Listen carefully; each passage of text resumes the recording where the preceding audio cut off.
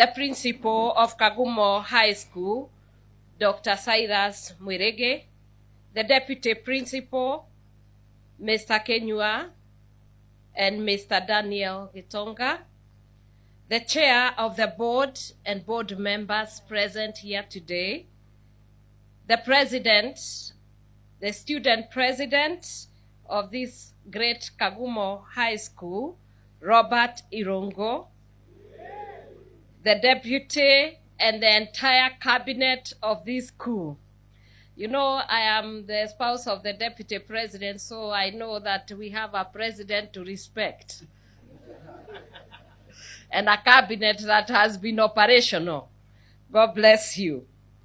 Old boys of Kagumo High School, like Dr. Gekonyo and your dear wife, Engineer Masharia, who is here, and the many who have come today, I salute you. Dear parents, teachers who are present here today with us, my dear boys and sons, ladies and gentlemen, and our very dear parents, good afternoon. It is with immense joy that I join you today in celebrating 90 years of this great institution that has not only transformed lives, but also made a great mark in our society. You will all agree with me that this is one of the most sought after schools in the country due to the quality of products which are the students it produces, and it has also produced there before. Without a doubt, Kagumo High School alumni are found in senior positions both in government and in private sector in this country.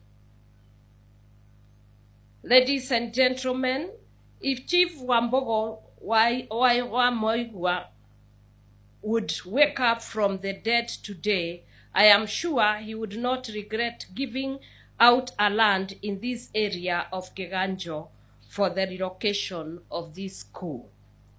The school performance over the years has proved the efforts of the founders. I look at the performance for the last 2 years, and indeed I can attest that this is a school of many to choose. And even in many years, I believe we are going to climb to better height, to better dimensions, because we can do it.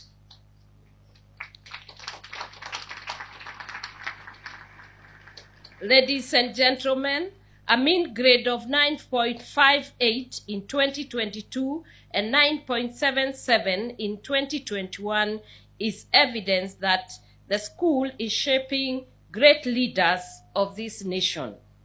For the 2 years, we have had over 50 students with a clean A grade and close to 200 with A minus. The university entry of the school is encouraging, and I urge the current students to take cue from their older brothers who went through the same school. I believe that if they could do it, you can do it better. We all celebrate the third governor of Nyeri County, late Wahome Gakuru, as an alumni of the school. Former CS Health, Honorable Mutai Kagwe, and Engineer Masharia, former Nyandarua Governor Francis Kimemia, the famous Speaker Kenneth Marende, Catholic Archbishop Anthony Muheria. We have Dr. Gekonyo, who is my doctor for many years. She is here. James Mwangi, and many other names. I may not mention all of them here. And even those ones who are here, who are sitting, they are great men in their own right. We look forward, and you know, when I say those great men who are sitting here as the old boys, and those who have in the past contributed to this country and the society and the communities, not only in Kenya but international. I also look forward to mentioning your names, my boys and my sons, in the near future as Kenyans who have made it in this country and in other countries.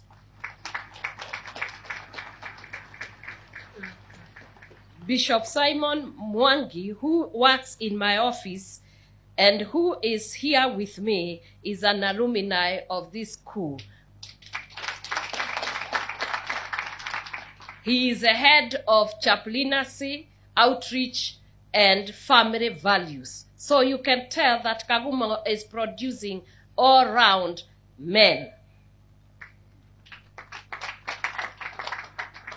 And I can tell you, if you want to succeed, one of the things, my sons, you have to do is to have faith in God and to put that faith to work, and serious work. That produces success. And I know with faith in God, faith in yourself, and putting that faith to work, there is no height you cannot climb. And I can also confirm to you, there are no limits. Even the sky is not your limit. The limit is the one you put for yourself. My coming here to celebrate with you also gives me joy of interacting with a boy child who is close to my heart. I'm sure you have heard me speak of the boy child who I envision of having a dignified future.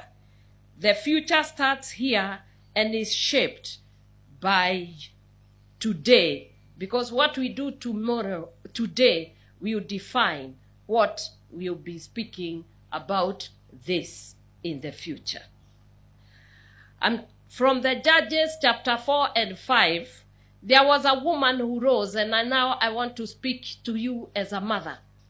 I know many of you sitting there, you see me as the second lady of the Republic, and you think I just fell from heaven and I got here. It is not so. My background, to many of you who may not know, I come from very obscure background. I was born in Murang'a, Donyoshege, location 16. That's what they used to call it, Kariara.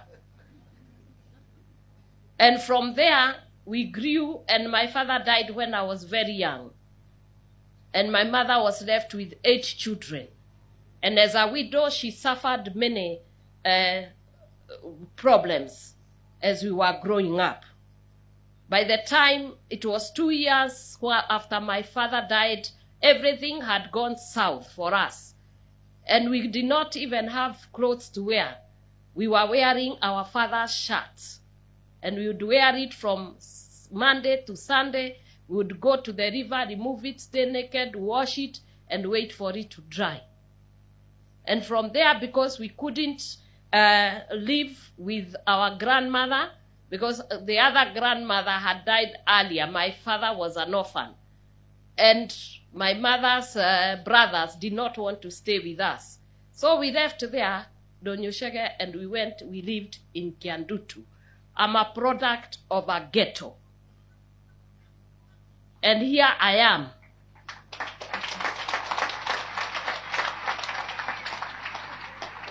When you hear about hazards, there are hazards and hazards. I have hazard in my life and I know what it is. I have known how to stay without shoes. I think I wore my first shoe when I was in standard 5. When we were going to Alliance, we were admitted, both myself and my brother, and we did not have school fees. My mom had to pray. She prayed. And because we believed in prayer, somebody paid for our school fees and took us to school. And for many years, we were in Alliance, not having school fees, but God provided. So young people, as you sit there, don't encourage yourself and tell yourself that you come from a poor background, you can't succeed. What has got your location or your parents got to do with your head? You are carrying it here. I don't think you left it with your parents. Yes.